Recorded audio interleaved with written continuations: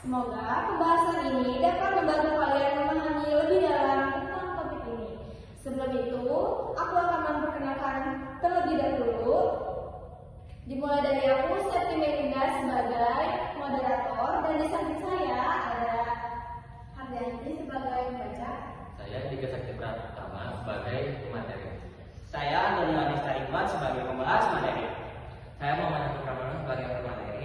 Saya Arifan Abdul Mudzakkar sebagai notulen. Baik, pembahasan pada video kali ini yaitu apa litosfer. Litosfer adalah lapisan batuan keras yang menyelimuti permukaan bumi. Asal-usul nama litosfer adalah dari bahasa Yunani. Litos adalah batu dan sfer adalah lapisan.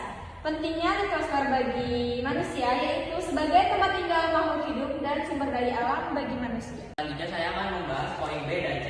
Poin B adalah konsep litosfer. Poin B, litosfer terbentuk dari pendinginan magma bumi miliaran tahun yang lalu. Lapisan ini bersentuhan langsung dengan atmosfer, hidrosfer, dan biosfer. Ketebalan litosfer antara 50 sampai 100 km, lebih tebal di benua dibandingkan di samudra. Litosfer, di bagian C, litosfer dari lempeng tektonik yang bergerak di atas mantel. Jenis pergerakan lempeng ada 3, yaitu A. Konvergen, lempeng bertabrakan, contohnya di Himalaya. Yang poin B, divergen, lempeng menjauh, contohnya punggung Atlantik Tengah. Poin C, transform atau lempeng bergeser, contohnya Sesar San Andreas. Dampaknya adalah gempa bumi, gunung api, dan pembentukan gunung. Terima kasih. Ada 3 jenis utama batu utama. Bagian yang pertama, batuan beku terbentuk dari magma yang mendingin, contohnya granit dalam dan basalt luar. Contoh sedimen, batuan yang kedua adalah batuan sedimen, terbentuk dari endapan yang memadai, contohnya batu pasir dan batu gamping. Bagian yang ketiga, batuan metamorf terbentuk akibat tekanan atau suhu tinggi, contohnya marmer dan batu saga. Siklus batuan. Batuan beku menjadi pelapisan dan menjadi batuan sedimen.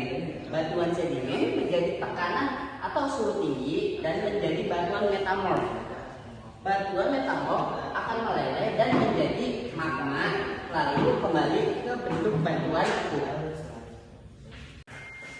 Studi kasus 1 letusan Krakatau 1943. Salah satu letusan terbesar yang menyebabkan tsunami. Yang kedua, Sesar San Andreas.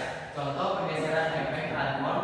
Fakta menarik 1. Gerak bumi hanya 1% volume bumi tetapi mendukung seluruh kehidupan. Yang kedua, gunung Everest terus bertambah tinggi akibat tabrakan lempeng. Penutup, letusan adalah lapisan terluar bumi yang terdiri dari kerak dan mantel atas, memiliki peran penting dalam proses biologi, sumber daya, dan kehidupan. Mari jatuh bumi agar sumber daya litosfer tetap terjaga untuk generasi mendatang. Jika ada bagian yang ingin Anda revisi atau tambahan beritahu sering kami. Terima kasih.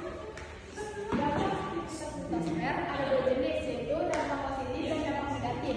Yang pertama, dampak positif. 1. Kesuburan tanah vulkanik, contoh Gunung Merapi, dan 2. Sumber daya tambang, contohnya emas dan batu bara. Ada juga dampak negatif. Yang pertama, bencana alam, contohnya gempa bumi, tsunami, dan letusan api. Pentingnya mitigasi bencana dan pengelolaan sumber daya. Berikut adalah hasil dari presentasi hari ini. Hari tanggal Selasa 8 Januari 2025, waktu 10.24 sampai selesai. Tempat Semanura 1, kelas 16. Agenda pembahasan materi geografi tentang litosfer.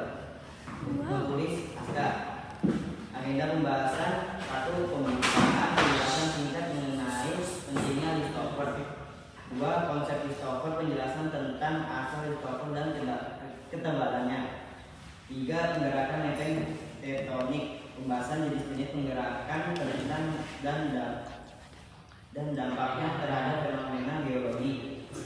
4. Jenis gangguan penyusun litosfer, uraian tentang 3 jenis utama beserta dan contohnya dan ciri-cirinya.